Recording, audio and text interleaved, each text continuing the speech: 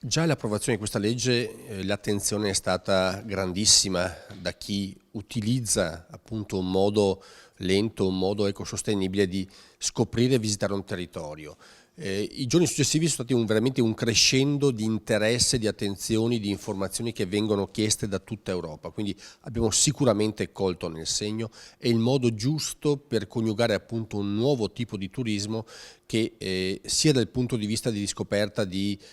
cammini religiosi, di fede, culturali, ma anche enogastronomici, sempre più sta portando attenzione e nuovi visitatori in Veneto. Abbiamo colto nel segno, abbiamo dato un'opportunità nuova appunto alla regione di farsi conoscere, di essere scoperta, di essere attraversata in maniera ecosostenibile e senza arrecare danni alla realtà che appunto li ospita. Il Consiglio regionale del Veneto ha adottato una legge di recente, a inizi di gennaio, sui cammini, una legge che protegge i cammini religiosi e non regionali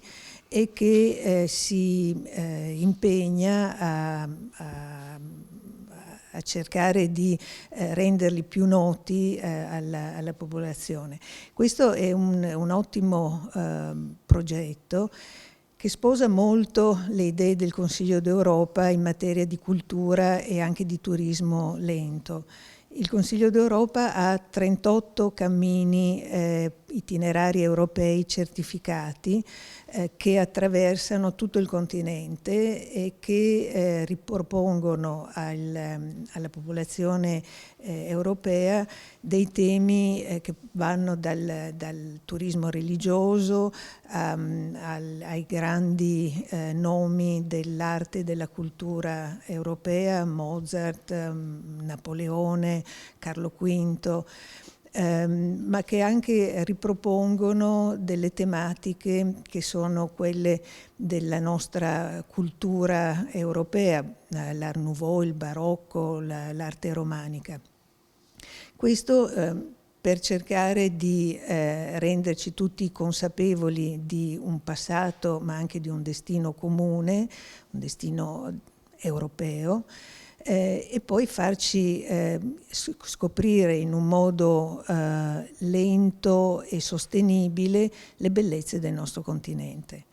La legge che il Consiglio regionale ha appena approvato è una passerella, un modo di congiungere, se volete, il Veneto al resto d'Europa, e noi lo vediamo molto come ufficio italiano del Consiglio d'Europa con sede a Venezia, lo vediamo veramente come un momento di possibili sinergie e ancora maggiore collaborazione tra Strasburgo e il Veneto.